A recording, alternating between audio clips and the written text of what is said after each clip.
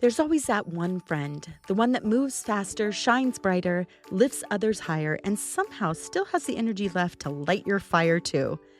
This is a story about her, but it's also a story about what happens when even the strongest soul gets whispered into stillness. When the body calls a time out, not to punish, but to prepare. It starts with a text, ends with a license plate, shocker, I know, and in between, a quiet message that showed up right on time, not just for her, but maybe for you too. Here's the story. Man down, but not really. I have a friend. Scratch that. I have a soulmate. Her name is Taryn. She's not just a friend. She's the sister the universe picked out when I wasn't looking. The kind of person who always asks about you first.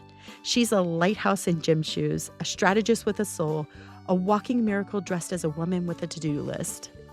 We met in a women's business group I couldn't afford, like legit could not afford, but I knew I had to join. I thought I was signing up to launch a product. Nope, I was there to meet her. She was building something called the Everyday Genius Institute, a space to celebrate the brilliance in others, people with quiet magic, big gifts, and stories that usually don't make it past page 1. I knew instantly, she's my people. Big dreams, bigger heart, brightest light in any room, even if the power's out. She lifts people up with every post, every platform, every video.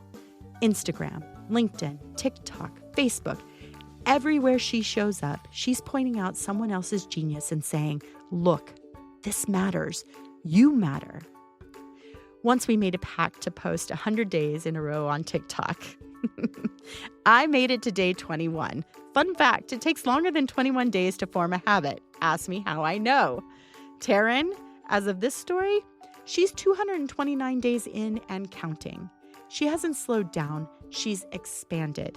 Now she scripts, records, edits, and posts, all as a one-woman powerhouse. Bootstrapped brilliance. No team, just heart, soul, and divine timing. And it's not just her work ethic, it's her everything ethic. She says that all the time. How you do one thing is how you do everything.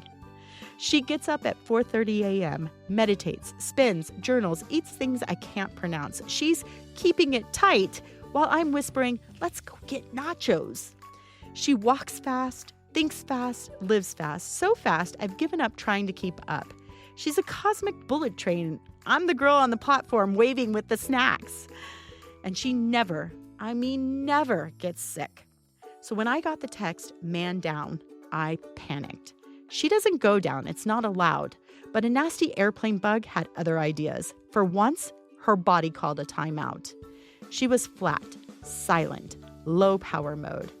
I wanted to jump in the car and drive 5.5 hours to her door, but I knew she needs solitude to recover.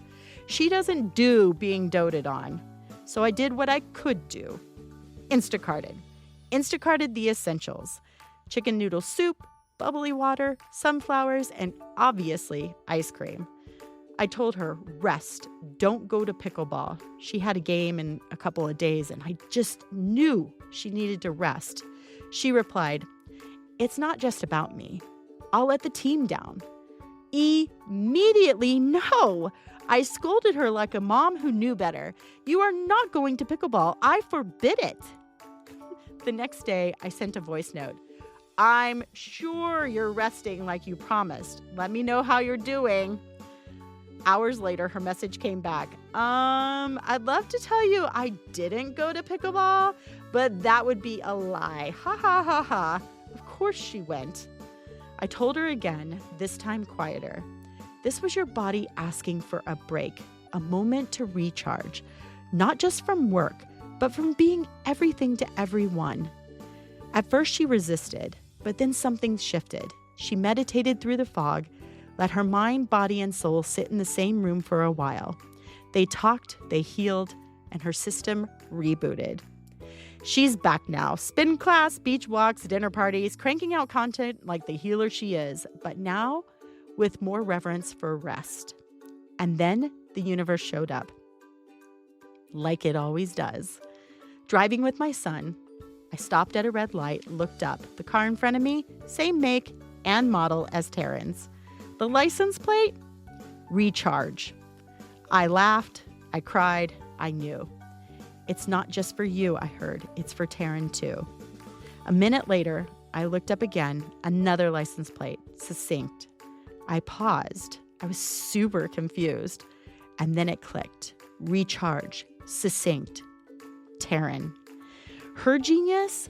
She takes life's messiest concepts and makes them clear, precise, elegant, human. She's the translator of what feels overwhelming and the mirror that reflects your own brilliance back to you. Simply, she's succinct. And she needed to recharge.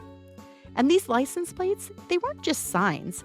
They were sacred Post-it notes from the universe, reminding her and me, even superwomen need to slow down before they rise higher. So to you, Taryn, your body didn't betray you. It blessed you. It gave you a pause before the next big rise. And man, she is rising.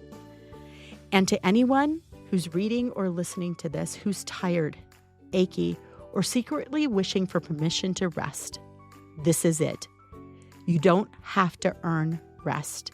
You just have to honor the whisper. Because sometimes the thing that slows you down is the very thing that readies you for the next big, great, big launch. One conversation can change your life.